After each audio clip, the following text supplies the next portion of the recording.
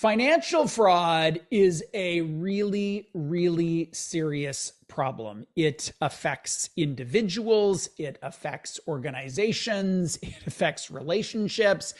And unfortunately, for victims of human trafficking, they're even more susceptible to fraud and sometimes are coerced into taking on additional debt.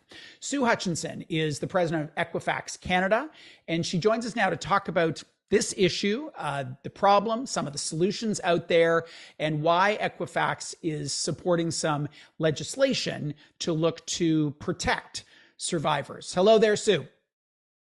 Hi there, Bruce. How are you?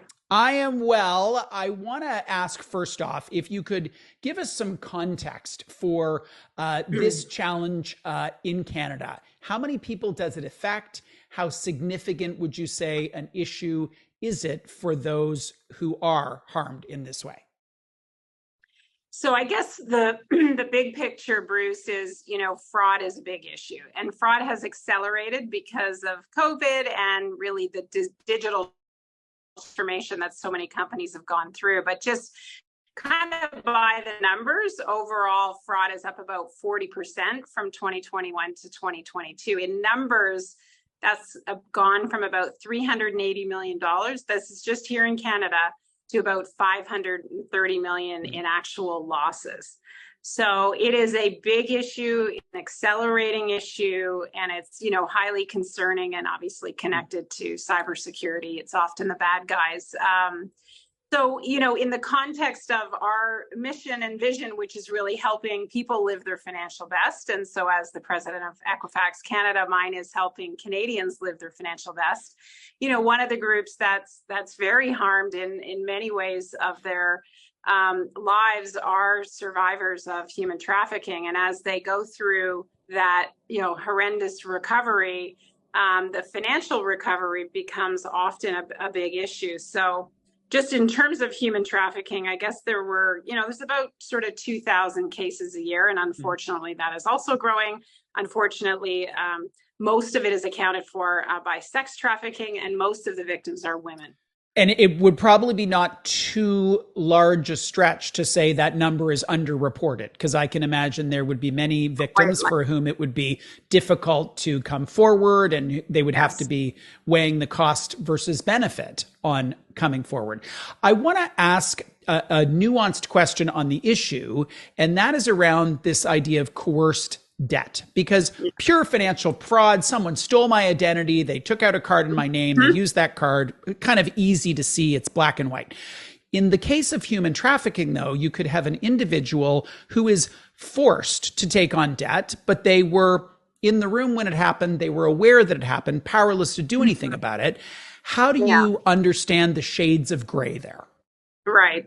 So the proposed legislation that we're supporting, first of all, is, being read in the House, will likely go into legislation in the spring or summer of this year. It was supported by all four parties, which is quite unusual.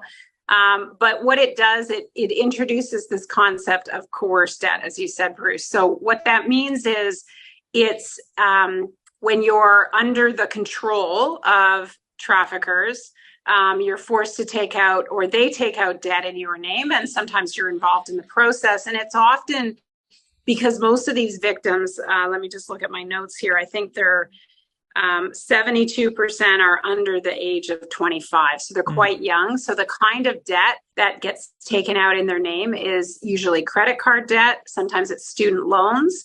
And, the average debt is close to $30,000. So for people coming out and trying to recover from that, that is just a tremendous burden.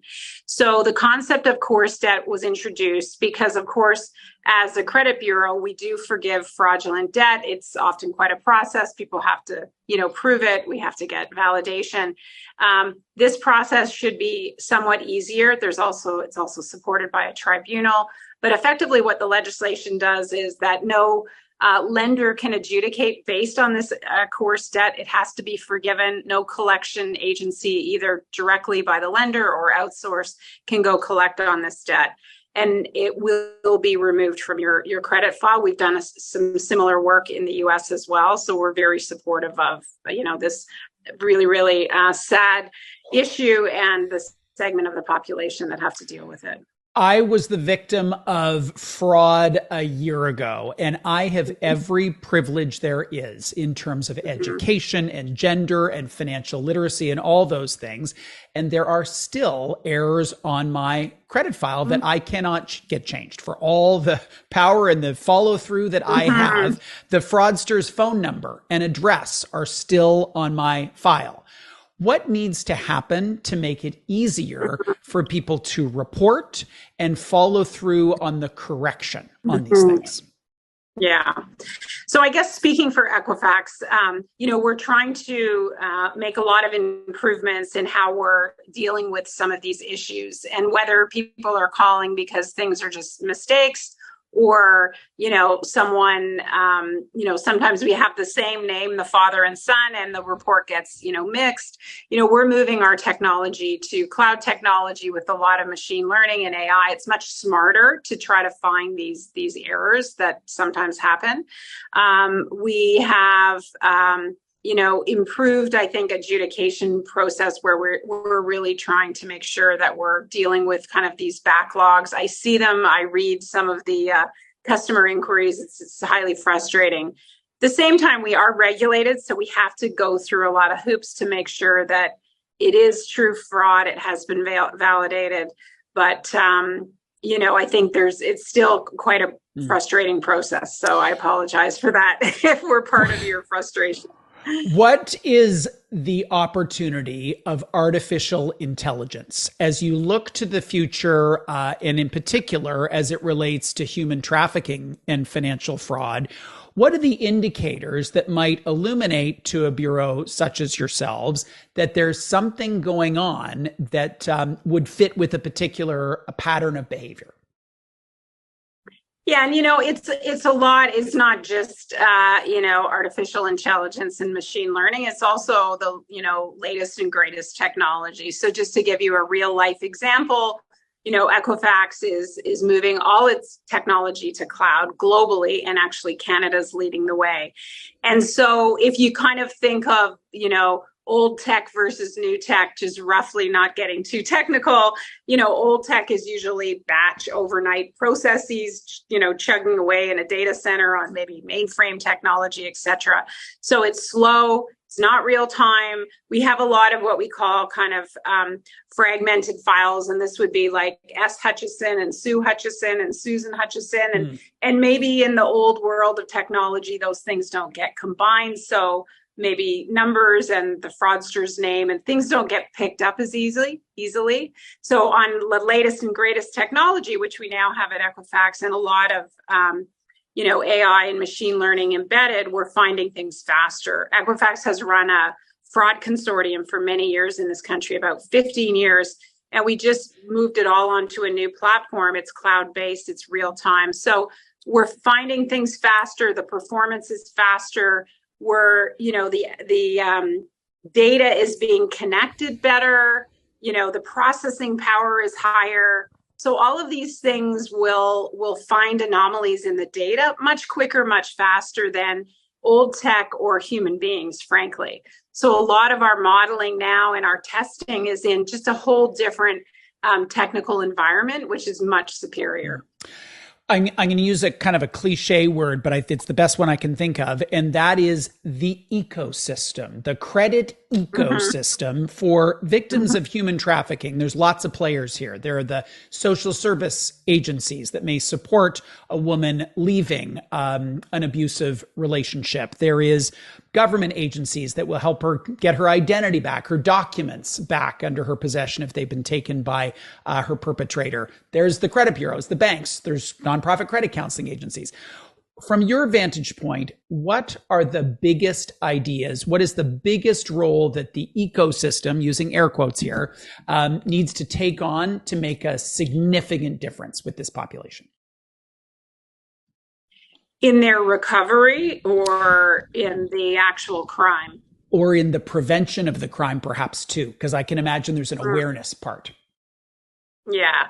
So I'm not an authority on human trafficking, so I can't really comment on what we need to do to protect, which are mostly the female population. So I really can't comment on that. But I think in terms of recovery, where we can play a small role is really just, understanding the issue. We have, I have a little tiny window and a little more learning than I used to have since we're supporting this. And I think it's about really the whole piece around helping people live their financial best. So we're working on, for example, bringing in new data so that people can actually have a credit file, can have a credit score. We have a lot of underserved populations in Canada that we kind of think everyone's equal and fairness and the mosaic and all this stuff in Canada, but actually there are, many populations, as you know, that are underserved. They're the young folks, they're Black communities, Indigenous communities, new to Canada, right? They have no credit score, and it hasn't been a tradition of the past to bring an international credit file with you. So some of these new Canadians, all of the new Canadians come with no financial background. And of course, while the banks try to do their best, they offer sort of a secured credit card. So if you give us $2,000, we'll give you a credit card with a $2,000 line. And that just doesn't suffice if you're coming with a family and you need to buy a refrigerator and a couch and all these kinds of things. So we're trying to help the ecosystem there in terms of bringing in alternative data. So telco data, mobile phone data, utilities data. So really helping these populations by bringing more data. One of the things a great example is if you rent an apartment for 10 years and you pay $2,500 a month, and you have a mortgage and it's $2,500 a month for 10 years, those rental payments do not contribute to a credit score. And yet it shows capacity to pay, it shows ability to pay, it shows trustworthiness. So at Equifax, we're starting to bring in some rental data, and we're starting to look at how do we model that, because the face of Canadians is changing, right? So you and I probably bought a house, probably we bought a car, but the younger generation are renting more. They're using rideshare. They're taking Uber and Lyft. They're not buying cars. Some of them aren't even getting their driver's license. And yet those are some of the traditional pieces of information that we would include in credit scoring.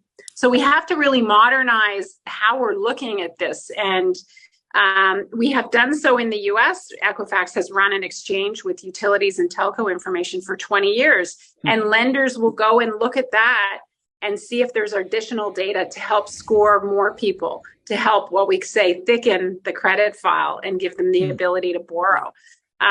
So we're really excited about that. We've been, really working with the industry together to try to make some changes here in Canada. Really interesting stuff. Sue, thank you for joining us today.